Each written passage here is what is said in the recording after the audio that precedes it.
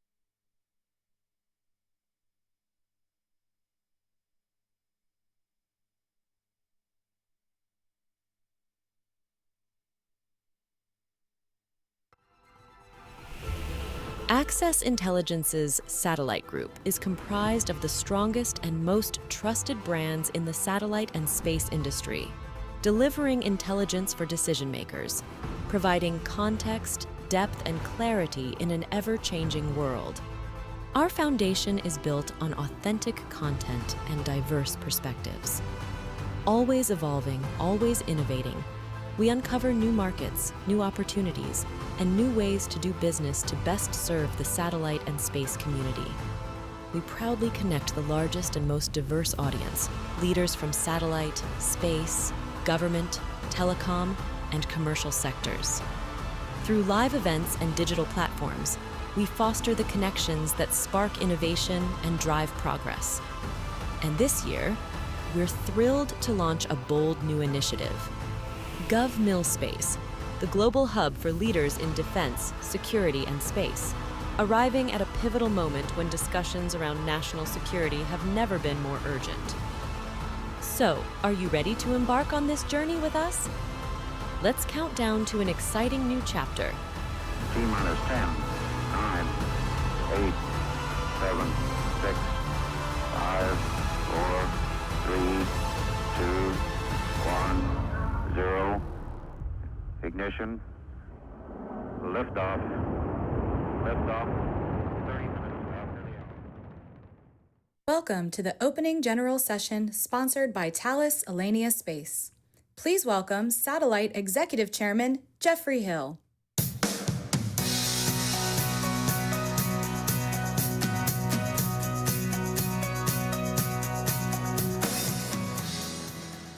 Good morning, everyone, and welcome to the opening general session, kicking off day 2 of the Satellite 2025 conference and exhibition here in Washington, D.C. Whether you traveled across the globe or across the street to be with us, we thank you all so much for being here with us to celebrate innovation in space. The Satellite Show has stood as the satellite industry's main forum for thought leadership throughout 4 decades of tremendous rapid change in business, politics, and culture. Despite changes you see on the news, despite perception, the reality is that Satellite 2025 has grown this year, just as it did last year. Our overall attendance this year is up nearly 7%. We are hosting the largest exhibit hall in the show's history with more than 470 vendors across 90,000 square feet of exhibiting space. And we are welcoming more first-time attendees this year than ever before. The appetite for satellite and space technology has never been greater. That goes for both commercial and government end users. As Vice Admiral Frank Whitworth, director of the NGA, said yesterday to industry attendees at GovMilSpace's breakfast keynote, "I want all the data and services you can give me. I want it all." So I think I can speak freely for our vendors here that we are happy to help and oblige that request. We grew this year, and we expect to grow next year. We launched the GovMilSpace program this year in the most challenging environment possible, and yet we grew our government and military audience. We plan on investing even more resources in GovMilSpace next year as we grow the standalone event. To support that growth, we are working with members of the new administration, just as we have previous administrations, to make travel to our show more easy and affordable for government attendees. We even have the good fortune of continuing our tradition of hosting senior leaders from the FCC on a new administration, with FCC Space Bureau Chief Jay Swartz giving tomorrow's luncheon keynote. In addition to the conference, we have an exciting and robust exhibit hall program in store for you. Our Tech Forum conference sessions, Startup Space, guided exhibit hall tours, happy hours, and partner sessions all take place over the next few days on the show floor. These new activities were created as part of our mission to work more closely with our vendors and incorporate their ideas on how we can cultivate new business connections at our event. Next year, we'll be exploring the addition of an industry-sourced pre-conference technical program to give engineers in our industry a chance to present research, white papers, and case studies in a conference setting. All that said, Satellite is working hard to serve this community and accurately reflect the growth and financial health of our industry. We grew this year, we expect to grow next year, and we have every indication that this industry and this event will continue to grow for years to come. The satellite team and I are both very excited about the possibilities ahead and grateful to you all for your continued partnership and support. We're here to serve you. That's our mission.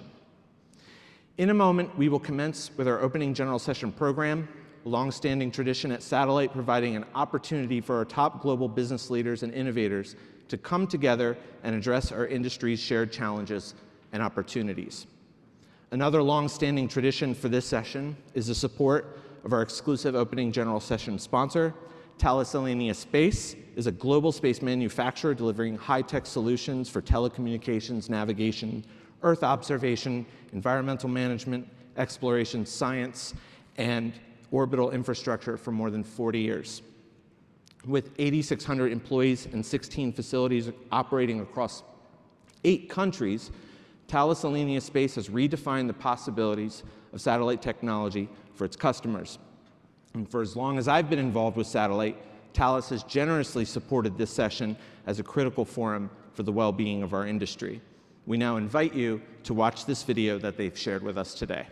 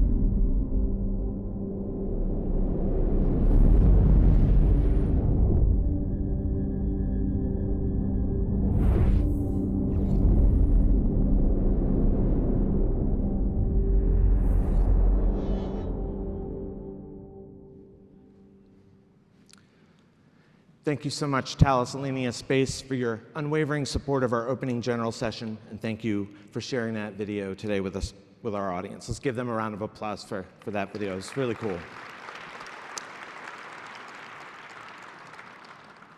It is now my privilege to introduce Satellite 2025's special guest host, my good friend and an award-winning space journalist, author, and television producer, Sarah Krutis, who has worked with BBC News, Discovery, and the History Channel as a widely popular science communicator. She's also founder of the communications company Get Your Story Straight. We're thrilled to have Sarah here with us today this year as our guest host throughout Satellite Week. Please join me in welcoming her to the stage to kick off our general session program with our opening Fireside Chat keynote with Telesat CEO Dan Goldberg.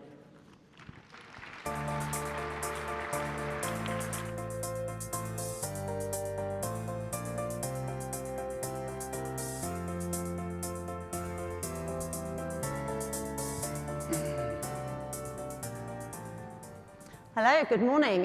Welcome again to Dan Goldberg, CEO of Telesat. I think he deserves another round of applause. And I just wanted to say I appreciate the large crowd at 8:30 in the morning, so thank you to all of you for turning up, and it's going to be a great conversation. I know you're a friend of the show and have been here many years, Dan. So we have a lot to talk about. We've got 25 minutes, and we'll have around 5 minutes for questions. You can use the iPad, or you can message in the questions as well, so do be thinking of those. I'm sure lots of people have questions for you, Dan. But first of all, I think we should start by talking about Telesat. I do want to move on to the industry as a whole and also kind of the future, but just if you can keep us up to speed, no pun intended, with Lightspeed and what you're doing at the moment and where you're at and why, just to make a triple question for you, why what you're doing is so exciting and why, despite all these challenges, now is a good time for Telesat and for what you're doing with Lightspeed. Okay. Nice to see everyone. Nice to be here with you, Sarah. So Telesat right now, we are, as probably most of you know, one of the long-standing communications satellite service providers. We've been at this for, gosh, I think 56 years now. And we have a whole fleet of geostationary satellites providing video distribution, broadband services all over the world. But we are, as you alluded to, well on our way to launching and bringing into service a very advanced low Earth orbit satellite constellation for global broadband connectivity, mostly focused B2B, enterprise market with a focus on government services as well. I'm happy to say that after some years of effort trying to move it's a very ambitious multi-billion-dollar project forward. Securing the funding for that was not a trivial exercise, but we're good to go right now. So we closed all of the financing, the funding that we required to build this global constellation. We have already invested about $1.5 billion on satellites, rockets, landing stations, user terminals, all of it. And it's just, we'll spend another $1 billion this year as we move this project forward. And the time is now. I mean, candidly, if we could hit a fast forward button and have this constellation launch. Right now, our first launch is planned for second half of next year. I wish it were tomorrow. There's, as I'm sure everyone in this room is well aware, there's just massive surging demand for high quality, affordable, resilient, secure, low latency broadband connectivity. And that's why we're doing it. We just see a massive market opportunity. The technology's ready, customers are ready, and my colleagues and I just couldn't be more excited about moving it forward. And talking of the technology, in terms of there were some delays. Some of those were caused by COVID, and they did impact all of us and the industry as a whole. But how did those small delays beyond your kind of control actually contribute to enabling even better technology to be utilized for Lightspeed? Yeah, I mean, I'm one of these people that believes that everything works out for the best in life and the way it should. I had my doubts at one point trying to move this project. Oh, really? Why? Well, it was painful. I mean, We had a lot of people who we hired to move this project forward. We have total conviction, on it. We had, great design. At that point, you just want to go. But these projects are big and they're complex and they require billions and billions of dollars of financing. We were on our way to getting that, and then COVID hit. And as we all know, because we all lived through it, when COVID hit, the supply chain started to back up. So schedule went from, left to way the hell out to the right. And then because of the supply chain shortages, not only was schedule problematic, but there was massive inflation. So the cost of everything just went up a whole lot.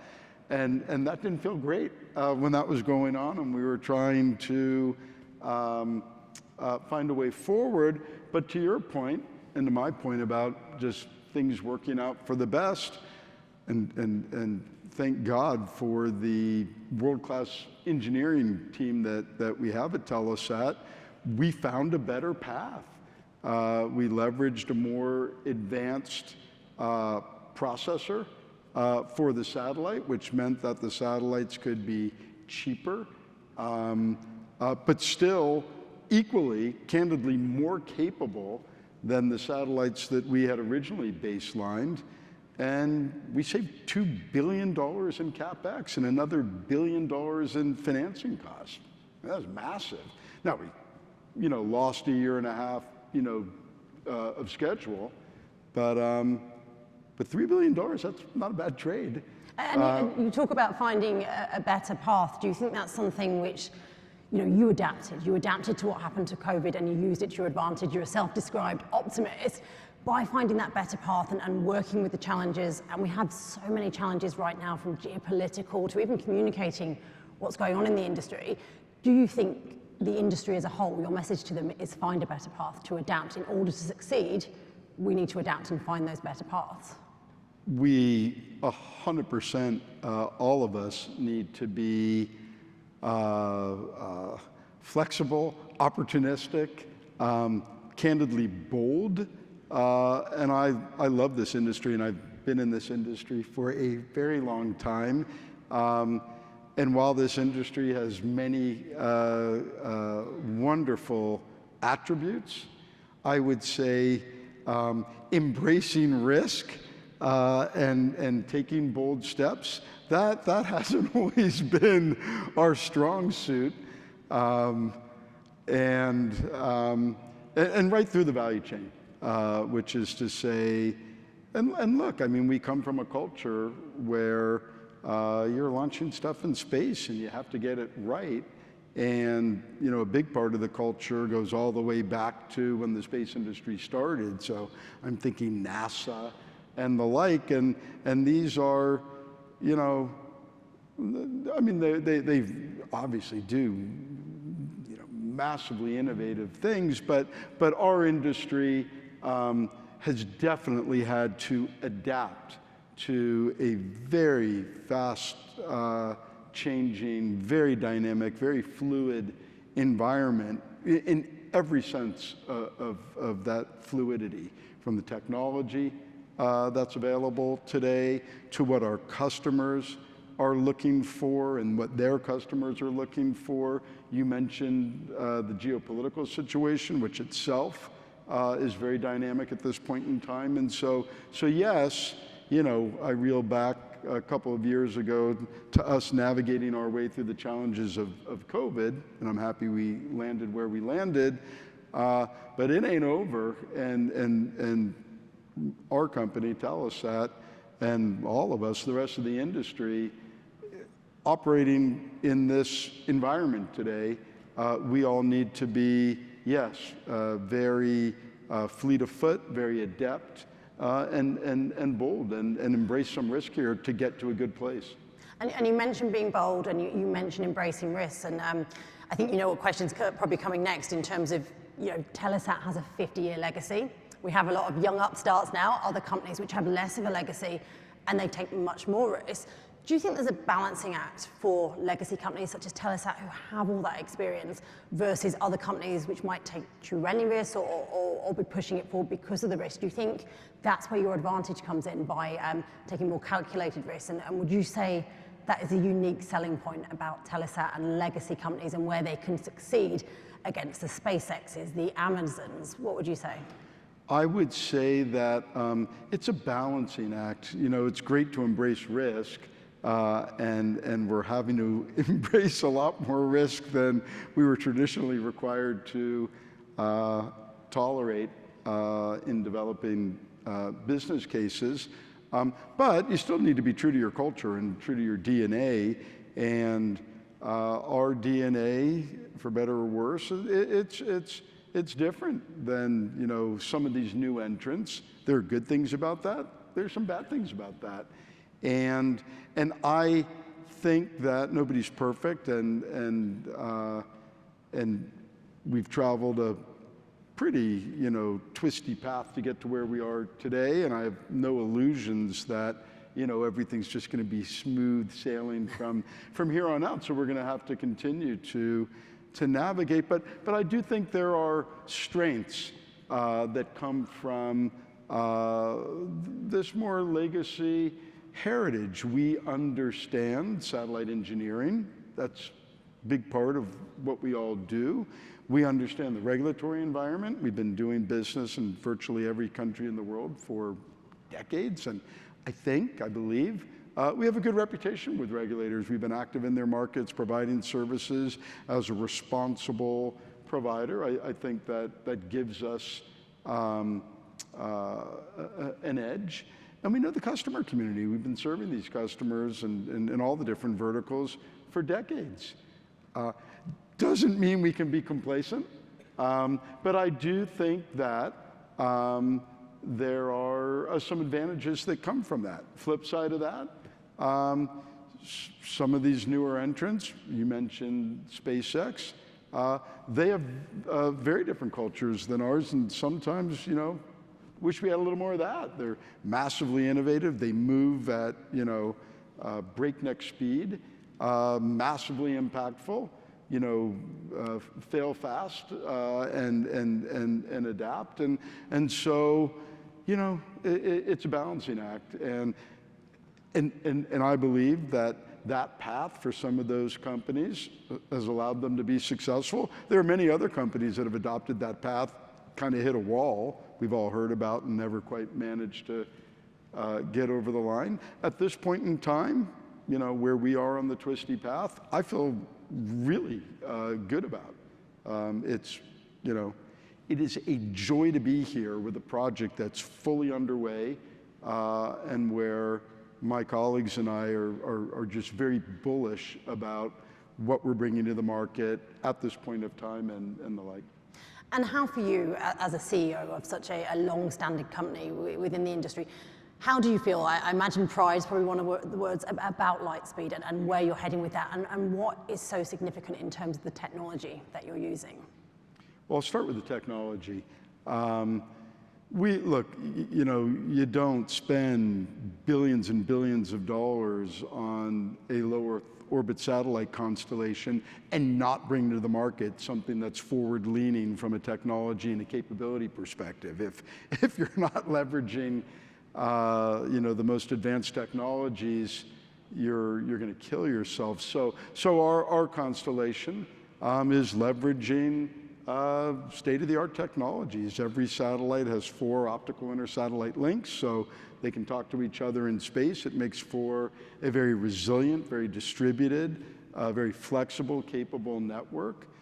Every satellite has electronically steerable antennas, so that we can dynamically change the coverage patterns, and hot beams in microseconds, which is vital because we're going to be serving cell towers, planes, ships, all sorts of different users, all within the, you know, visible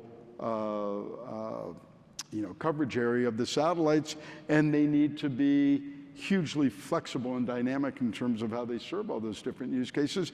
And then each one of our satellites is basically a flying computer processor that's able to route traffic, clean up bits, which makes it more efficient, which allows us to get more capacity. So it's a hugely flexible, advanced technologically, forward-leaning system, which we need to do in order to be competitive and meet our customers' needs.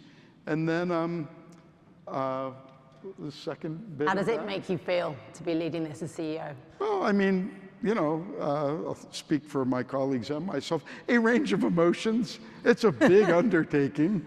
I mean, it's exciting for sure, and we're all pumped up about moving it forward.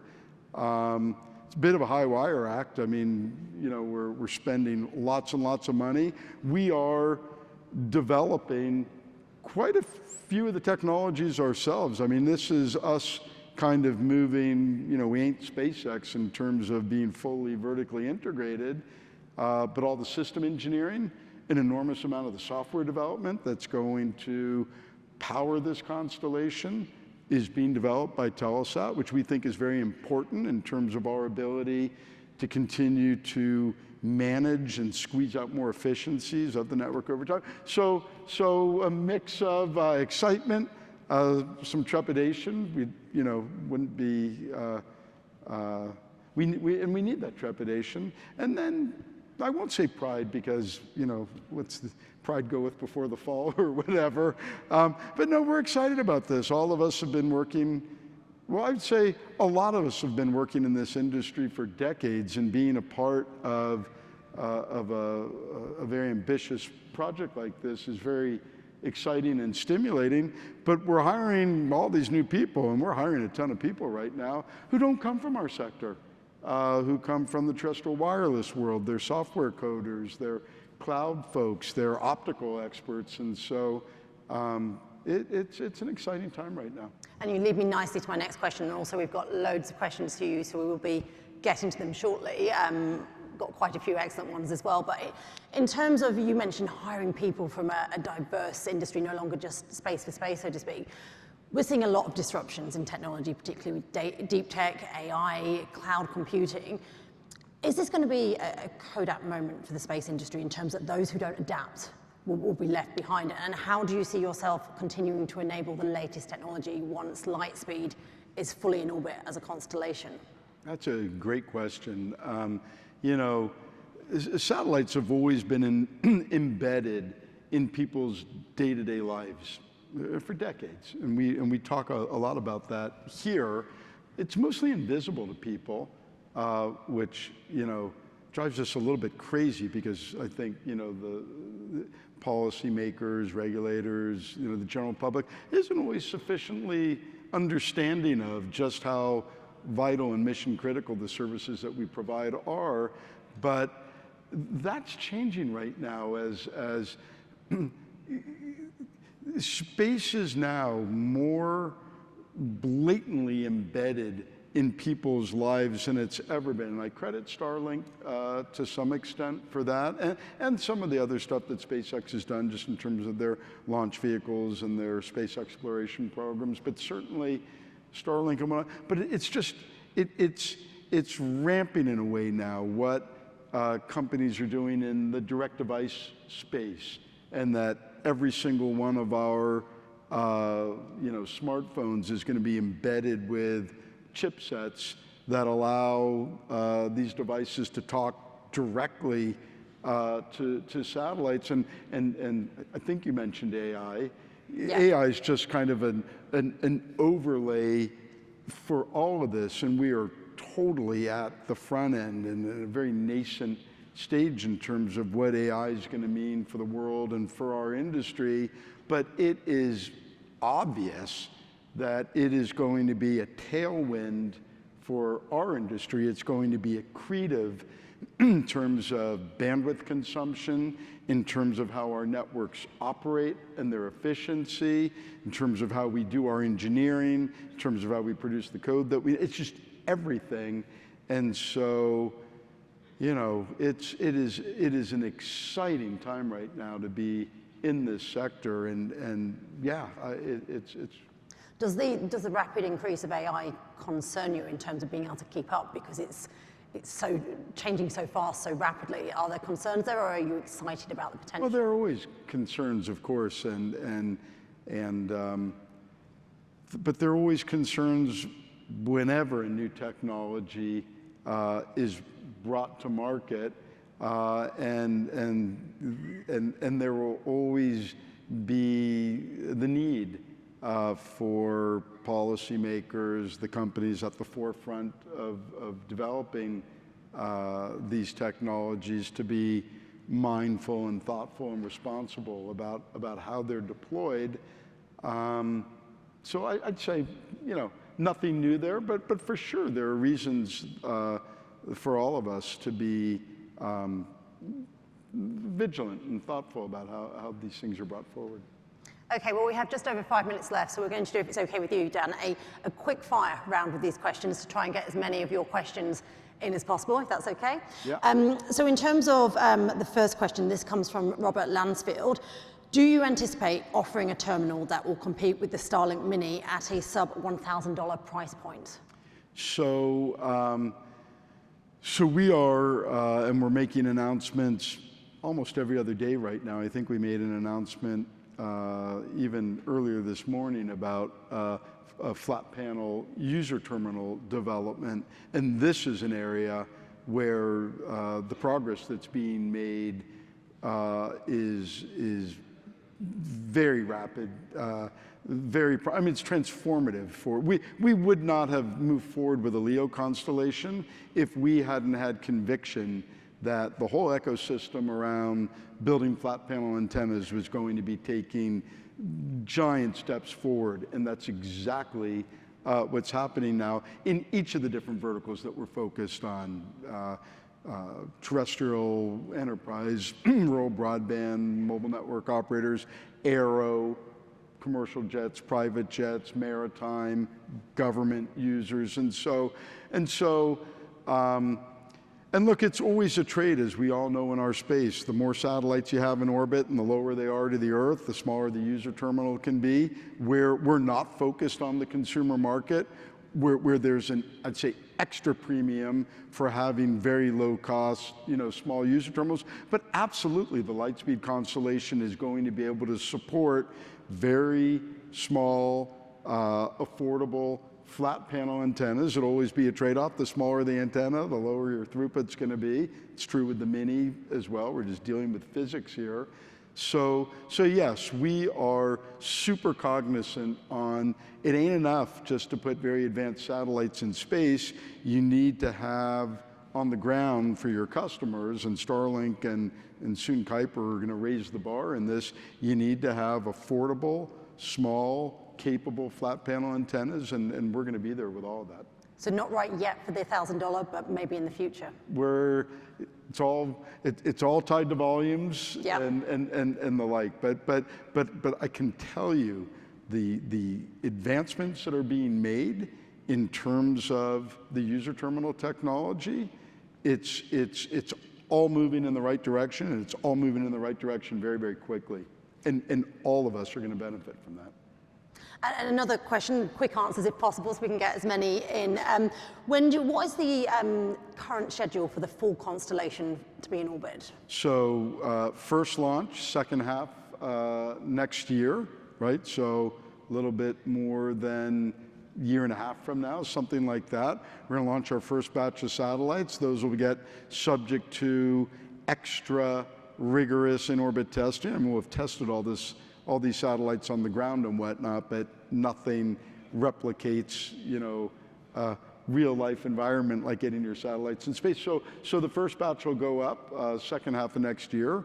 We'll put those through their paces, and then we're going to be launching, at a very fast tempo. SpaceX is launching all of the initial Lightspeed satellites. SpaceX is capable of launching at a very fast tempo with the plan of us having full global commercial service by the end of 2027. Now, we'll have lots of satellites up before then, so we'll be able to be doing lots of work with lots of beta testing and maybe even start providing some commercial services prior to that. But in terms of full global coverage, late 2027. So late 2027 onwards. It's not far. Sorry? Not far for you, not very long. It's not far. Here again, if we could bring it forward, we'd do that in a nanosecond, but this is the schedule right now. Now I'm going to try and squeeze in 2 very quick questions. It might have to be 20-second answers if that's possible. First one, beyond Lightspeed, what other products or capabilities are you developing? Beyond Lightspeed, what other products or capabilities are you developing? Lightspeed is a lot. So Lightspeed itself is going to be very kind of multidimensional in terms of the services that it can offer. And okay, you said fast. Lightspeed, in addition just to offering broadband connectivity to all those different verticals on the Earth, we can also do space-to-space communications with our in-orbit satellites. We can potentially do some interesting situational awareness kind of services in space. So there are a lot of capabilities with respect to Lightspeed itself, and that's where our focus is. And can I have a Lightspeed answer to this question? Because we have 20 seconds to ask. As more constellations get launched, what's your outlook regarding collision avoidance in 10 seconds? I'm so sorry. In 10 seconds, it's a very important issue. It requires all of us to cooperate and share data and be very transparent with each other. And if we do that and take the risk seriously, it's something that we'll be able to manage and ensure that the space environment is there for everyone's use and enjoyment for decades and decades and centuries to come. Well, Dan Goldberg, thank you very much. That was 11 seconds, so Thank you, Sarah. thank you so much. Okay, thank you all. Have a great conference. Wait 1 second. And now, before we go, I once again want to thank our sponsors, Thales Alenia Space. They have been longtime friends of the Satellite Show. And before you leave, please pay attention to this video. Thank you.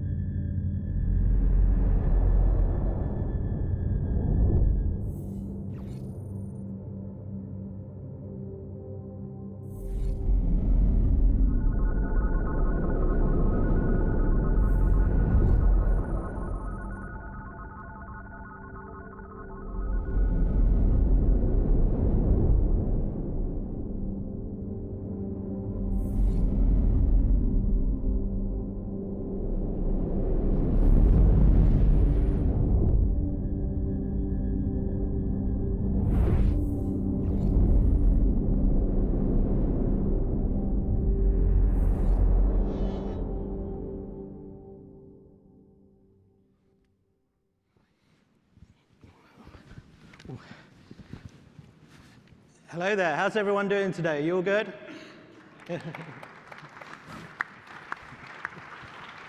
Fantastic.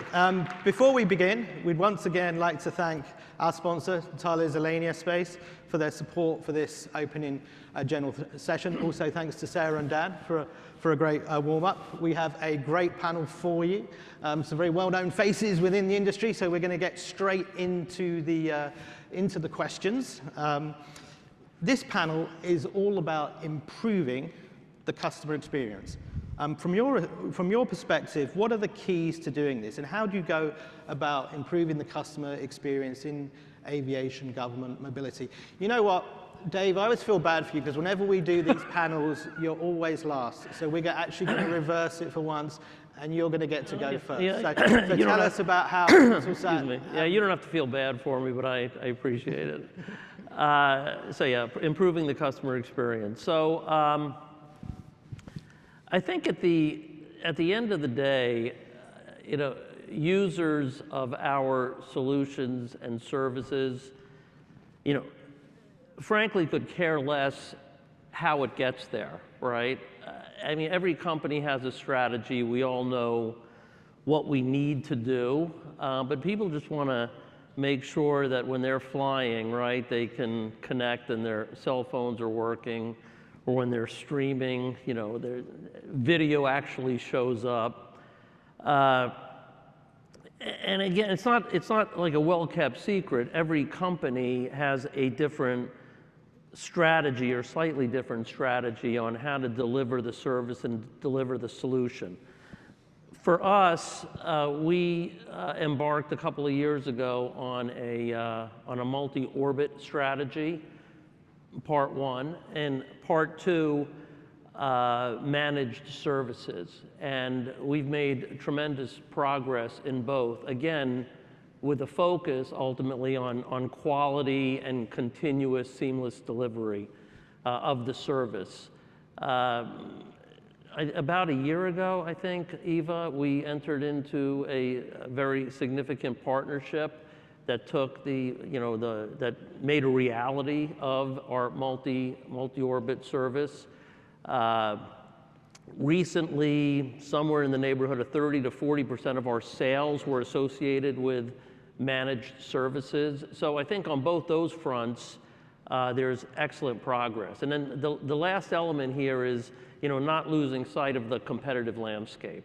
Right, and again, that's not a well-kept secret. This industry has transformed and is continuing to transform at a pace that's never been seen in this vertical before. Much of it, and to the credit of Starlink, there's been a number of good things that has triggered for the industry and for our customers, and we'll have time to get into that. We'll definitely later. get into that in a bit. So yeah, just some quick opening remarks on the customer experience. Paul, we'll go down the line. Sure. Well, I think we've been in the consumer business and the enterprise business so long that you go back to the point where people didn't know you measured user experience. Okay, and so we eventually found that out. But so after discovering that customers really want a good service, we spend a lot of effort, and every day we do, on the technologies. So we have extensive use of AI now to go measure and change performance in our systems. We have a technology we call Fusion, where we blend all the different transport types we can get. So when you talk about multi-orbit, that's part of Fusion. When you talk about having terrestrial networks, that's part of Fusion. Talk about 5G being in Fusion. So it's a blending of these technologies to give the best user experience that we can get. And that, to us, is where the future is building that technology to do better and better for the user. Okay, Mark? Well, one of the things that we've started with and have done for quite a long time is think of communications as just a means to an end, right? You can try to measure what your communications performance is, but generally what's most important is what applications customers are using and how well those work, and how, for, let's say, some of our services may go to individuals. It could be residences, could be consumers.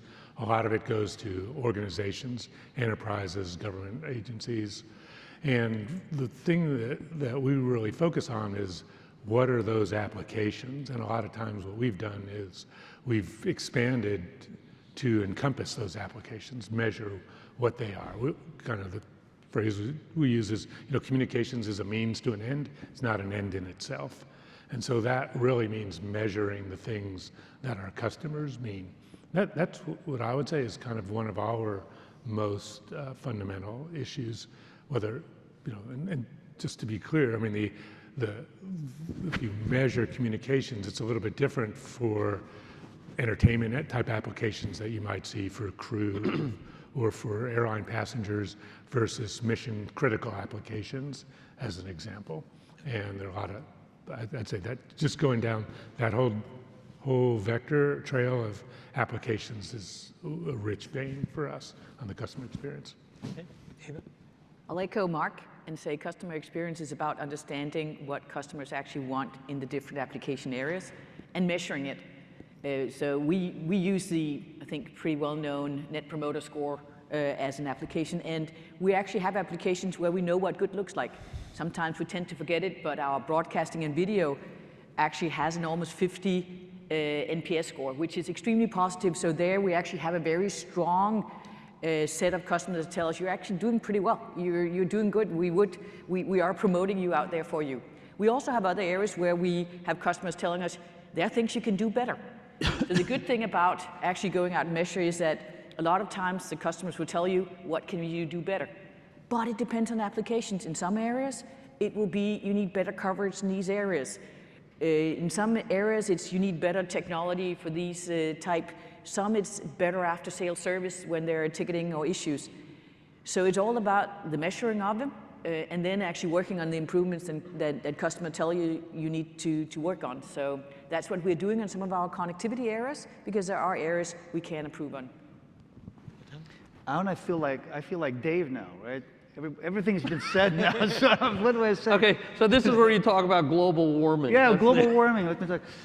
I'll just summarize it rather than repeat what's been said because it's very relevant what the colleagues have mentioned. Customer experience means you have to understand your customer's business and their needs. And then you simplify the complexity by delivering the services that they need without having them spend a lot of effort and a lot of time in it. Okay, I'll stick with you for the next question. I mean, the obligatory Starlink question. We've seen them win a number of big deals in sectors such as agriculture with John Deere, aviation, United, SAS and others. I mean, you all talk about the multi-orbit advantage, but is this message really cutting through with customers? Because from the outside, it feels that they're still winning the majority of the contract. So what do you have to do better to win more business with these customers that we've just spoken about? I'll stick with you for that one. I mean, Mark, if you look for big wins and big deals, we can summarize them. I still struggle with the fact that there is a narrative in the market that every time Starlink wins a deal, it's amplified. Yet if you look at the performance of every company here, Mark had his earnings not too long ago. His business is growing. Eva had her earnings not too long ago. Her business is growing. I had my earnings last week, or was it the week before? Our network business has grown 3 years in a row. So I'm not, the narrative is just wrong, right? And it's not Starlink's fault. They're doing a great job. I think it's just the market, right? And whether it's the capital market or the media, et cetera, et cetera. So I think we're all winning our fair share of big deals. There is incredible demand in the market. It's growing. Wouldn't typically talk a lot of big deals we win in the governments, right? We publicized one big deal, which is the MGS deal, which was led by NATO procurement arm in sponsorship of Luxembourg government and the United States DoD. It's a big deal. But I know Mark won a bunch of deals that are triple-digit million deals as well, yet it doesn't get that kind of coverage. So I think we need to go past the narrative. We've got to look at the performances of the businesses, and that demonstrates that there's plenty of demand in the marketplace. And there'll be more big deals like John Deere. I mean, you won CNS, right? CNH, that, is, to me, it's also a phenomenal deal in the same space as John Deere. Yeah. But, I think the narrative needs to change a little bit, Mark, and not talk about one deal, but look at our performance consistently over multiple quarters. I'll try to answer your question on the multi-orbit because yes, I do think that resonates with customers. And I think we can start with our IRIS² deal, which is clearly one of the larger deals I think at least I've ever signed for a European sovereign constellation. 10.6 billion investment. Exactly. It is a fairly significant deal, and it's very clearly a wish for a multi-orbit deal. But the multi-orbit resonates on different reasons with different segments. In some segments, it's because of resilience, because you always want to have a network that's back up if you have issues of coverage. In other areas, it's because that's a better way to cover capacity spikes that you'll need. But I have yet, no, there are customers who say, I just want something simple, and it's okay if it has a best effort working. And there'll be lots of customers where that's a very good product. But they are also a very big B2B and B2 government, so B2G market out there that actually wants a lot of the things that you can do better with a multi-orbit strategy. So yes, I do think that resonates. Okay. Anyone else on this one? What was the question again? The multi-orbit multi-orbit message sort of cutting through. Oh, yeah, the multi-orbit, yes. I think, again, going back to the applications, there are some applications that are latency sensitive, some that are not. I think the thing that we're really seeing that is the bigger story here, it's one that remember, we've only been in the satellite services business for about 12 or 13 years. And the thing that when we entered it, we thought the market would grow a lot. There was a lot of elasticity with demand. If you demand elasticity with price. So if you can reduce the cost of services, we thought the market would grow substantially. And it did. I mean, that's how we got to be the size we are. Clearly, Starlink's taking that to another level.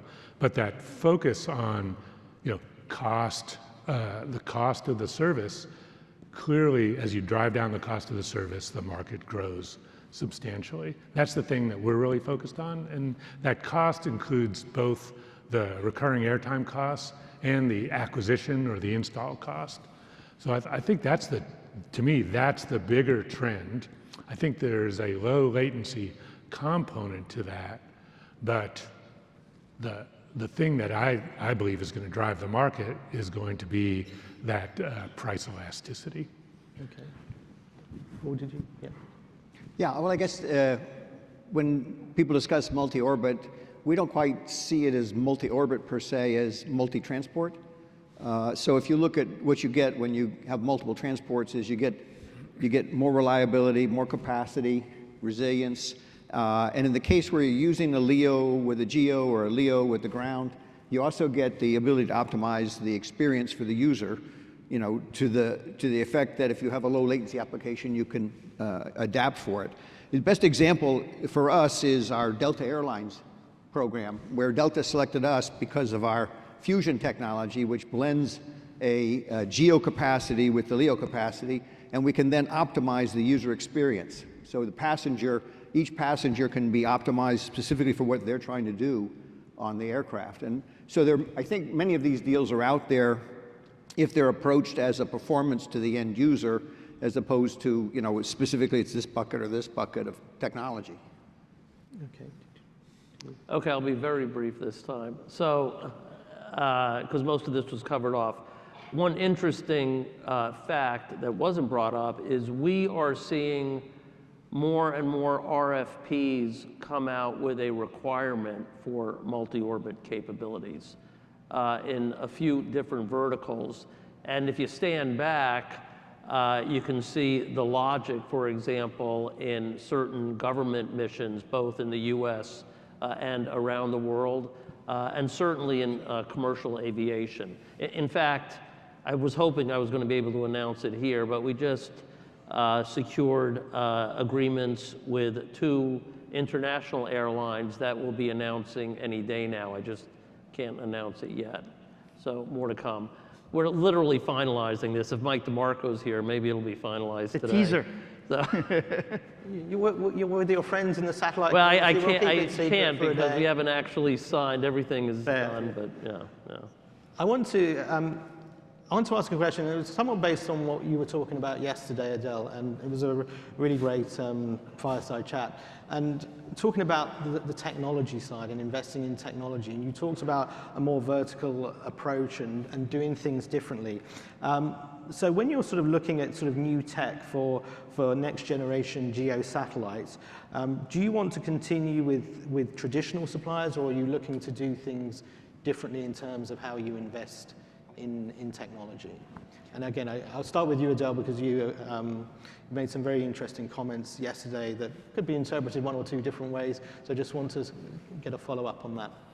Yeah, what I said yesterday, Mark, that the current innovation cycle, the current R&D cycles in our industry, I believe are challenged, and I believe they need to evolve, right? And what I mean by that is when you think about us starting a project or a particular constellation or a big satellite, we start almost with a white piece of paper every time we embark on a particular project, and then it takes us 4 or 5 years, kind of a automotive cycle of introducing a new model, which is too long in our industry. So it needs to change, it needs to evolve, at least from our perspective at SES.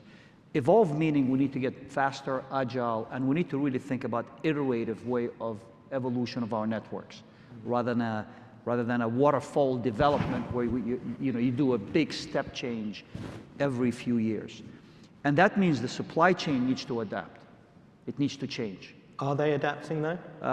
I think they're challenged. I think they all understand and recognize that they need to adapt, they need to change. And I think there is willingness to change, but they're challenged in doing it. So we'll see over the next few years whether it's evolves. From an SES perspective, we want to inject more new space technologies. We want to move faster in innovation. We want to introduce these innovations every year, right? So I would like to be launching satellites every year, rather than waiting in a 5-year cycles to get to another milestone and then launch a constellation. So it's a challenge for the industry, but I think it's a challenge that everybody understands and accepts. And it will be interesting to see how it evolves. Okay. Yeah, I think in terms of what is investing into technology, I think this has been a sector that's been extremely good at pushing the barriers for what technology can do in terms of innovating and in terms of pushing this forward. But it's probably a sector that has taken a little bit less attention to actually industrializing and bringing down cost of that technology afterwards. There's been a bit of a prime, and I think that's because we have so many fantastic engineers that know exactly how to tweak and do just a little bit better. But they've been spending a lot more time about expanding the scope and the capabilities and the functionalities, rather than actually saying, okay, now we got this, how do we bring down cost massively here? So we really get into an industrialized setting of producing multiple satellites. And we get into the constellation, that's the name of the game. We're going to need to bring down the cost by capacity through also focusing on continuous improvement and bringing down overall cost in the supply chain. And just before I go on, how far away do you feel we are from that sort of more industrialized processes of doing this?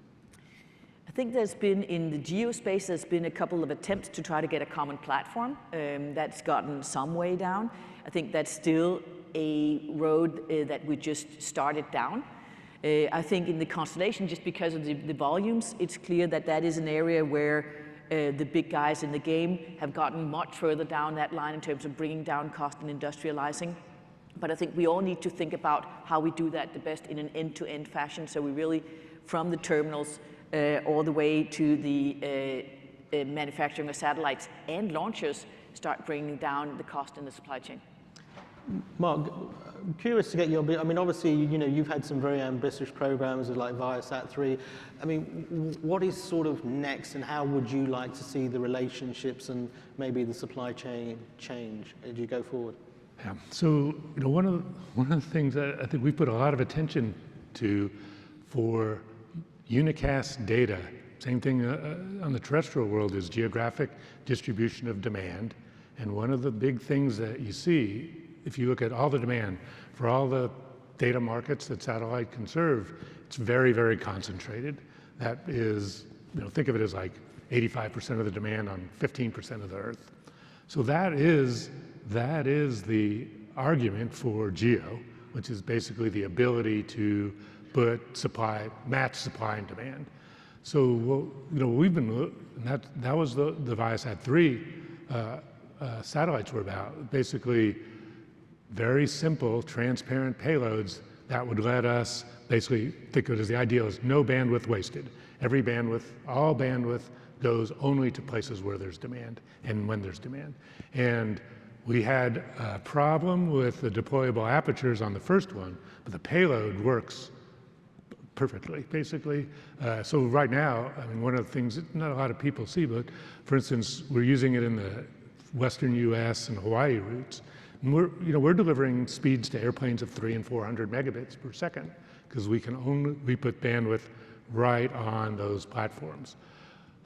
I'd say the big issue is the aerospace companies have had a very difficult time delivering the apertures and the bus on a schedule that will get you some reasonable return on capital. So the thing that we've been focused on is simplifying the bus and the apertures especially. We have an approach to do that. Think of it, the opportunity in GEO is proliferated GEO because of this concentration of demand.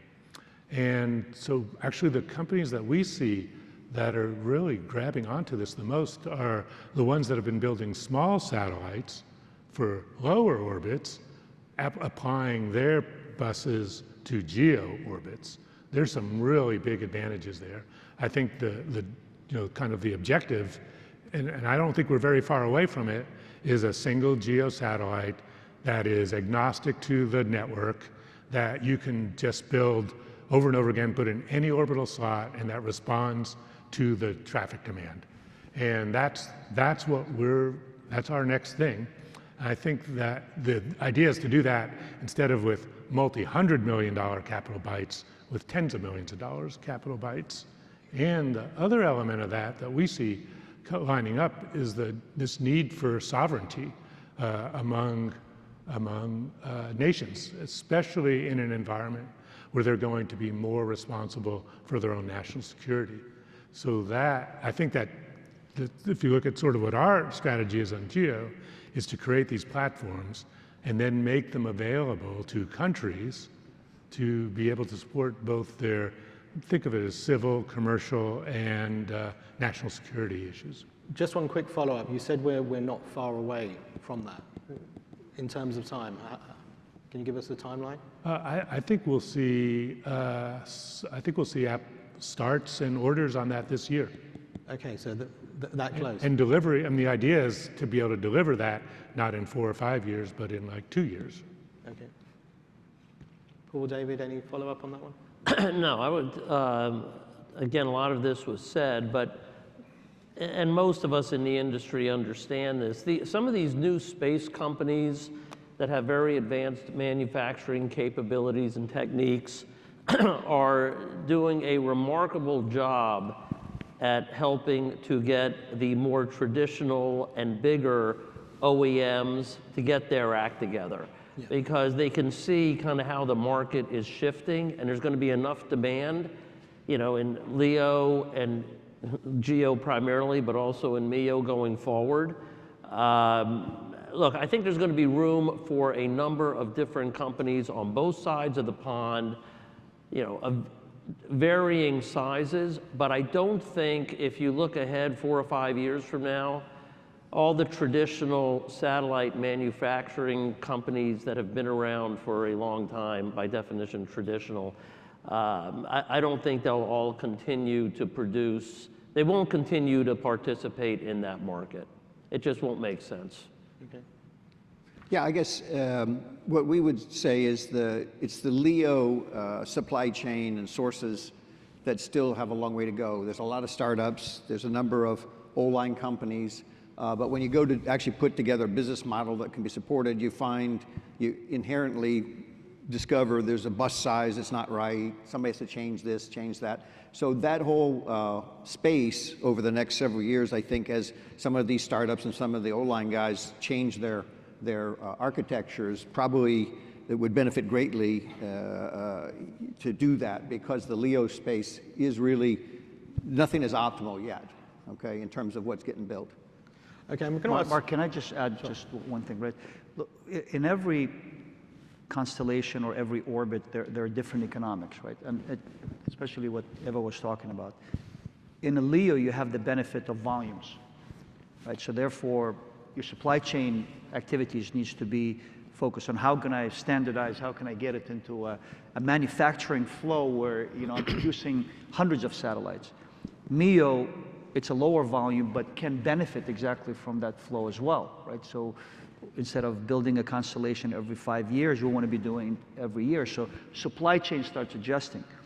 What Mark talked about, right, when you look at powerful GEO satellites, right, and you look at advanced functionality, in my opinion, and I may be wrong, right, there's less pressure on let's get a manufacturing line going, and more pressure on, you know, how do I get as much functionality, capability packed at the right economic level, right? So there's innovation, not just in a manufacturing line and supply, but actually invention of new technologies and leveraging platforms, right?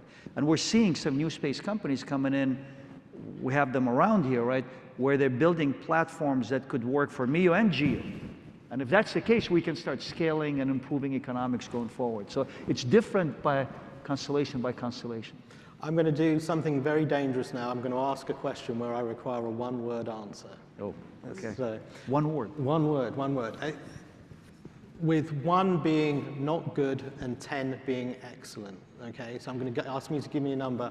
How satisfied are you currently with manufacturers, technology providers, and what they're able to deliver and what they're, you know, in the future? So with 1 being not good, 10 being excellent. I just want a number, no explanation, just a number. Sorry, Adele, you've got to start this one. What would you give them out of 10? 5. 4. That was a weird question. I don't know, I'd say 6 or 7. One number. 6.5. 6.5. That's 6. 6. 4. Okay. I'm going to get to the audience questions relatively soon. I do want to ask 1 or 2 quote-unquote government-type questions. Would you say sort of the government markets are a bit of a double-edged sword right now? Clearly, we're going to see more government defense spending, but at the same time, we are going to see potentially tariffs and possibly trade wars. So what are your views on how, you know, the dynamics of this market and what it means for the space industry in particular? Mark, I'll start with you with this one. Well, so this is a very interesting time in general. I think you know, you're seeing from the U.S. you know a U.S. first focus, you know, which can make sense. But you know, when you extrapolate that, especially in areas that involve national security, you know, I think the U.S. wants a robust space industry for sure, but if we want countries around the world to be able to defend themselves, they're going to need their own national security space ecosystem. So how this sorts out, I think, is one of the biggest issues in the space industry now. If you look at what has happened, I'm just going to give you an example. The world has changed a lot, but a year ago, everybody was very focused on electric vehicles, and China was starting to export, and countries responded immediately to threats to their automotive industry or their electric vehicle ecosystem of their domestic industries being marginalized by imports. Right, and that's a fair amount of what you're seeing now, these tariff issues. So one of the things that is interesting is if you look at the regulatory environment, it's a little bit difficult to put physical tariffs on things that come from space, but the market access regulations are the equivalent of tariffs. So I think that there will be a lot of interesting maneuverings on those market access regulations, because that's what's going to protect the domestic space industry in countries around the world. I think all of us, you know, we want democracies or countries that are, you know, that live in peace to be able to protect themselves, and space is going to be part of that. So how that all sorts out, actually, I'm going to go back. Eva, several years ago at a luncheon, gave a talk about security, sovereignty, and sustainability in space. And I think those are the three magic watchwords that are going to kind of govern international access to space. Okay. David, you want to go next? Yeah, so a number of years ago, the Department of Defense started speaking about space as a new, warfighting domain, right? For a lot of reasons that have come to light, in the last few years. So from a defense and security perspective, not just the United States, not just the Five Eyes, but around the world, space is used for ISR missions. Space is used for precision munitions. If you don't have GPS or some equivalent, precision munitions aren't that precise. Obviously, communications. That is only going to grow substantially for the foreseeable future, both in the United States, Europe, and around the world. So in spite of some of the geopolitical dynamics that are going on now, at some point, and I say this often, more often lately, that at some point things regress to the mean, right? Things will balance out from a geographic national perspective. We're going through a bit of a transition now. But as far as the attractiveness of government markets in general, that's going to be with us for quite a while. Yeah, I think I just want to add, and I think from a European perspective, it's clear that this has been the agenda now for a couple of years, working with the IRIS² program. That is very clearly also a program that's going to enable European militaries to have access to multi-orbit capacity, both in MEO and in LEO, under highly securitized conditions. But I think the whole constellation game is also opening up a government market across multiple markets where governments previously could afford a geostationary satellite or their own space assets. But with the constellation and the ticket sizes of getting into constellations, there's much more questioning about how do we as militaries leverage commercial capabilities much more, because it is capabilities that we'll not be able to afford on our own. So we have a lot of discussions with countries that are asking, how do we get to some kind of sovereign capability on your LEO network, and how can you help us actually build that into some of our solutions? And I think those are the right questions to ask, because from a sustainability angle, we don't need all single militaries to have capacity flying around that they will need in the situation of. We all hope not will be needed. So I do think we need to think about how we, across both government, military, and commercial uses, can leverage all the assets we're going to send into space.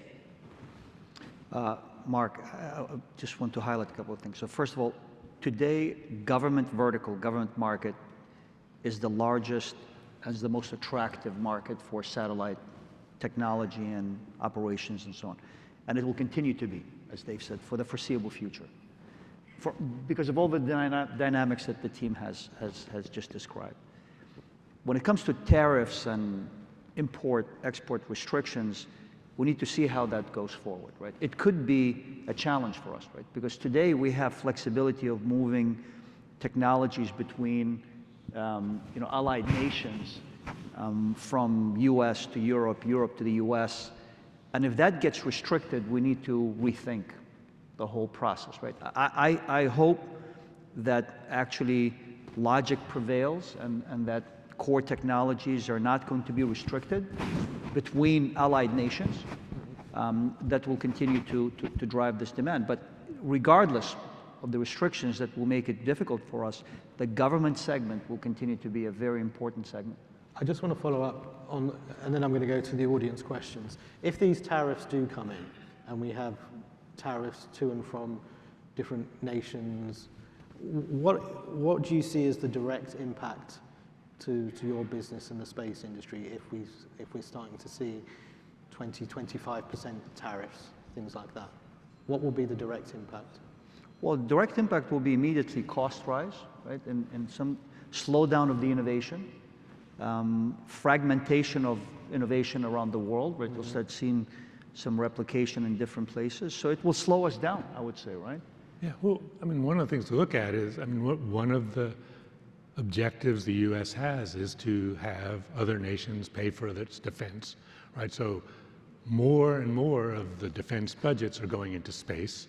So I think you're going to want to, what you're going to see is more countries wanting to have a domestic space industry. That would be sort of the logical follow-on. And I think what that's going to drive to is more international cooperation in space. And when you talk about space, SIA does analyses, I think something like 75% of the space industry is satellite communications. Whether it's building space segment, ground terminals, operations. So you can't talk about the space industry without talking about satellite communications. Exactly. And so I think that the sort of that chain of events, if countries do spend more on their national security, they will spend more on space. They will try to figure out how to spend it domestically. And I think that that's one of the sort of market forces that all of us will need to figure out how to address. Okay. Anyone else in this one, Paul? Well, just on the tariffs generally, between US, Europe, it's been a relatively frictionless interaction for satellite gear, communications gear. So when people talk about the concept of reciprocity and so on, it seems like that would be an area that doesn't have a lot to work on. So we would be hopeful that we retain this flexibility, that product moves back and forth easily. Okay. Just a quick question, then I'll get on to the audience questions. Taking government out of the equation, because we know that's a big potential growth driver for all of you. Can you give me one market, one vertical that particularly excites you over the second part of the decade? And which one would you choose and why? Eva, I'm going to start with you for this one. So I think what's especially interesting for us is this whole play around sovereignty. To me, sovereignty, and we just talked about it in the government, is going to be a big switch. We are essentially, all of us up here, commercial operators. But I think in space, will increasingly deal with this duality of also having to serve sovereign needs in our different countries, work with different countries around it. And then I'd call out sustainability. I think it's something that we as a sector need to address. We need to take a stance on. I know that political winds might flow back and forth, but I think there's a fundamental need for this sector to take responsibility for the footprint we're setting not only on this planet but also in space. And I think that's something we're going to be dealing with the amounts of assets coming up there. David, one. Well, actually, I have two. I'll be very brief. One is land mobility. Adele mentioned it earlier. We have an agreement now with CNH, which for land mobility for agricultural vehicles, sort of plus. We're in the final phases of testing with CNH in both Brazil and the United States. And we see that as a tremendous growth opportunity for the company. The second one, I'm not even sure if we put out a press release yet on this or not. I'm really not sure, by the way. But we just wanted we want a border security agreement with Cochise County Sheriff's Office, which we've been working on, frankly, for quite a while. And we see that as a very good first step into border security more broadly, both in the United States on the southern border and northern border, and then also around the world. In my prior life, I had some experience in border security in different parts of the world. So I know the size of the market and what the opportunity space looks like, so I think that's going to be a very big deal for the company. Okay. Paul, one vertical? Yeah, to 2030, you say?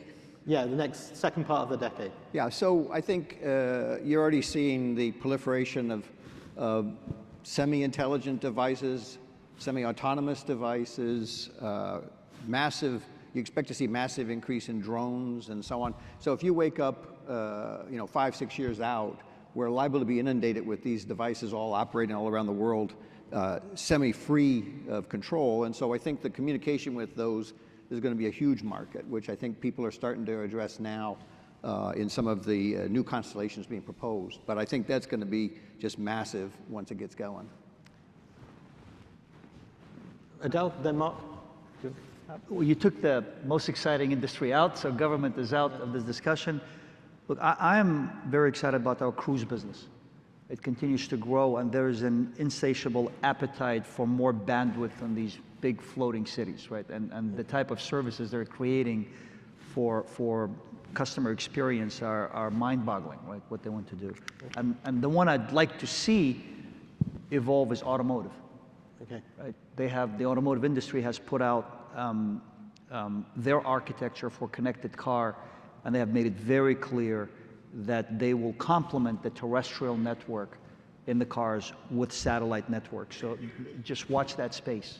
It's coming. We were talking about automotive about 10 years ago, and it still hasn't happened. Yeah, let's see.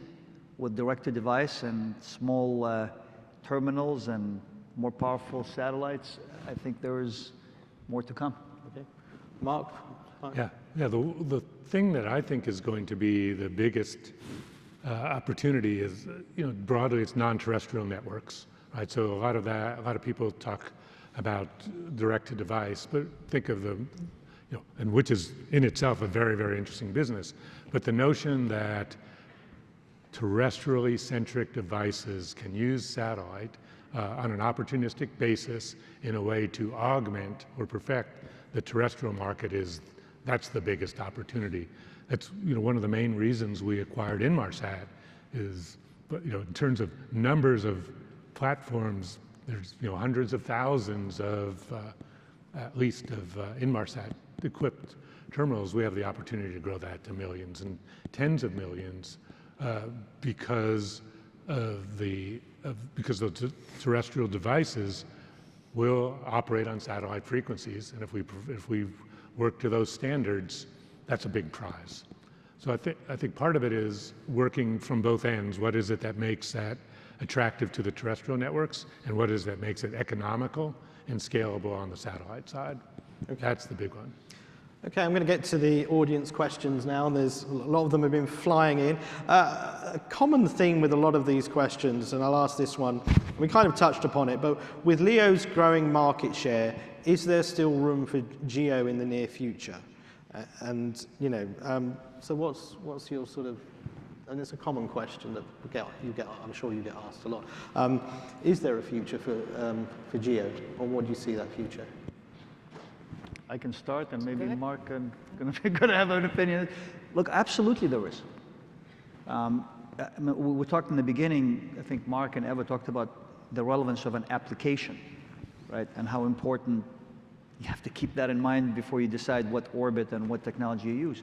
There are multiple applications where GEO continues to be the most economically viable and the most solution-oriented solution. Right? It's there. I mean, video distribution, which is of course under pressure, but continues to be a very important element of many of our businesses, and will continue to be, is a good example. Another example Mark talked about, which is if you need a concentrated area of supply, the best way to get it through is GEO. So yes, we believe that there is future in GEO. It will evolve, but it's going to be there for the foreseeable future. Absolutely. I think we tend to forget that still a significant part of this planet's population receive a lot of the TV, not over Netflix or HBO, but over satellite discs that have super low cost, huge install base, and a very wide geographical spread. It's a declining business, yes, but it's still a very important way of getting broadcasting news out there.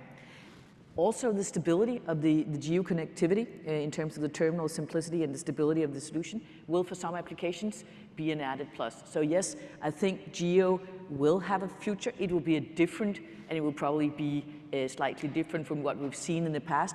But yes, depending on the application and whether it's a multi-orbit or a single orbit application, there is room for it.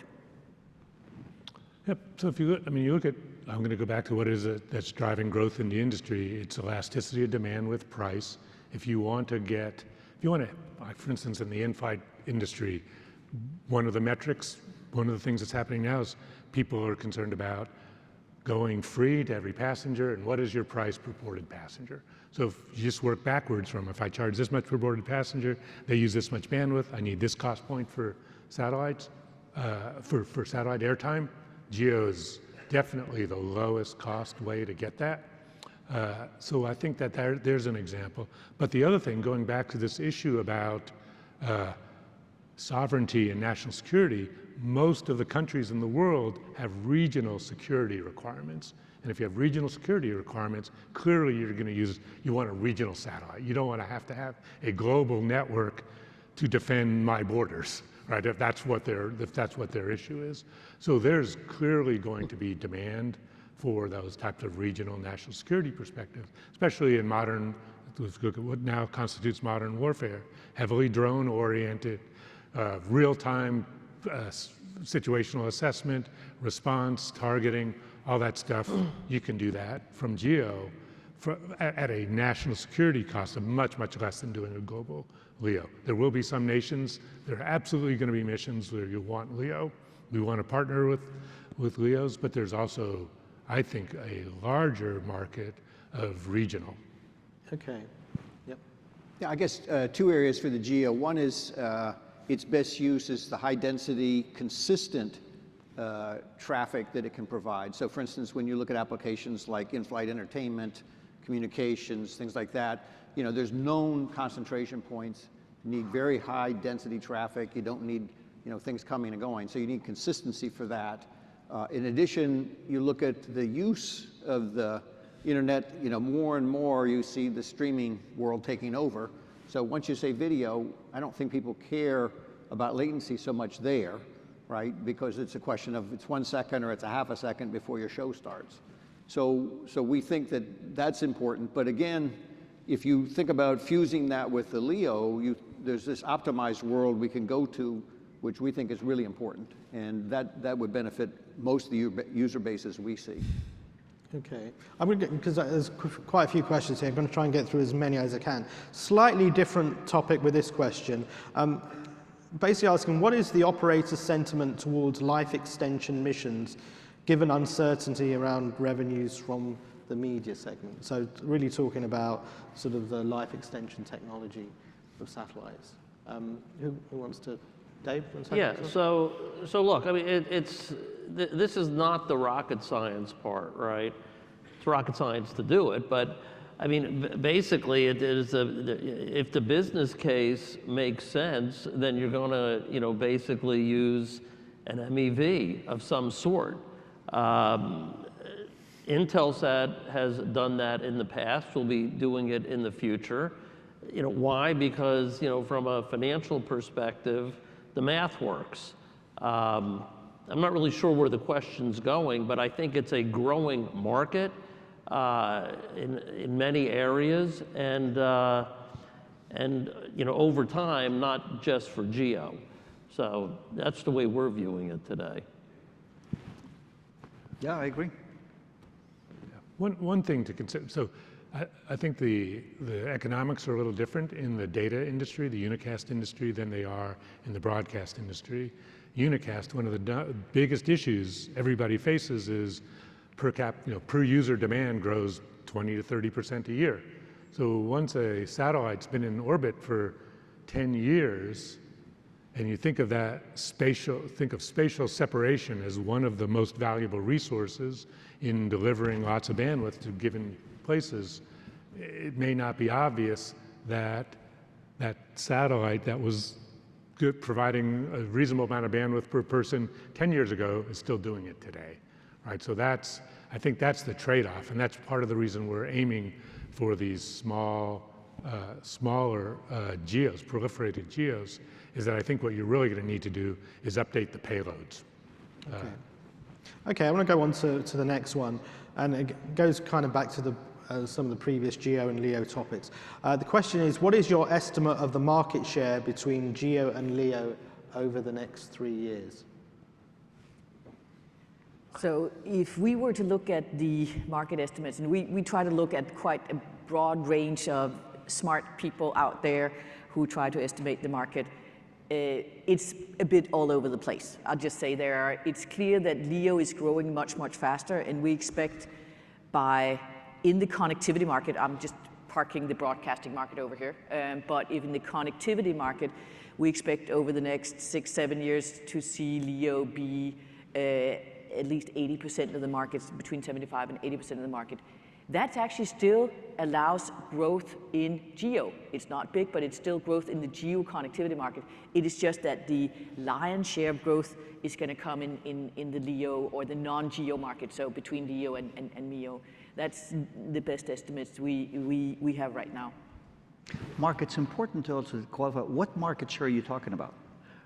Right? Is it usable capacity or is it total capacity? I mean, if you're talking about total capacity, okay, fine, yeah, of course, LEOs will have more total capacity. But if you look at usable capacity, I'm not sure the difference is that dramatic. I haven't looked at the math, I haven't looked at how both between LEO, MEO, and GEO. So you got to be asking the right question of market share. And there are other aspects of market share. How much, for example, share of wallet do you have in a particular industry between LEO, GEO? I mean, if you look at cruises as an example, we coexist today with Starlink on every large cruise line. Yep. Right? We share that market share between the two of us. We're both growing, by the way. So we have to be very specific of what market share we're talking about. Cool. Yeah. Well, I think also you have to look at the LEO as creating brand new markets that really weren't in satellite before, and that's going to grow pretty dramatically over the next couple of years. So doing market share calculations is a little difficult with the static world that we have looking backwards. David? Yeah.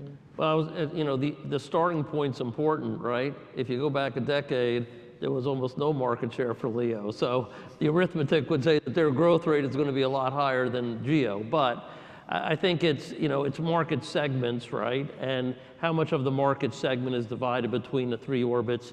I agree with what everybody said, starting with Adele. I think you have to take it down a level to see what's really applicable or not. I do see over time,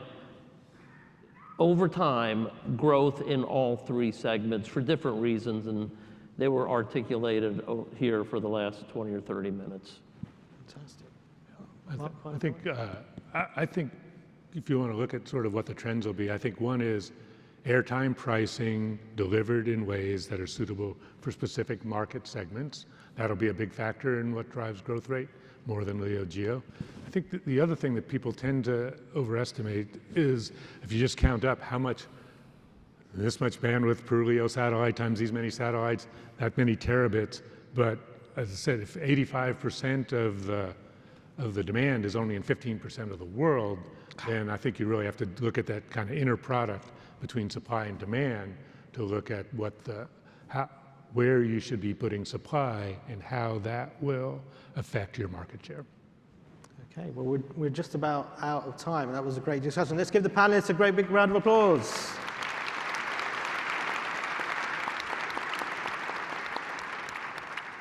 Now we would like to end by showing a short video from our sponsor, Thales Alenia Space.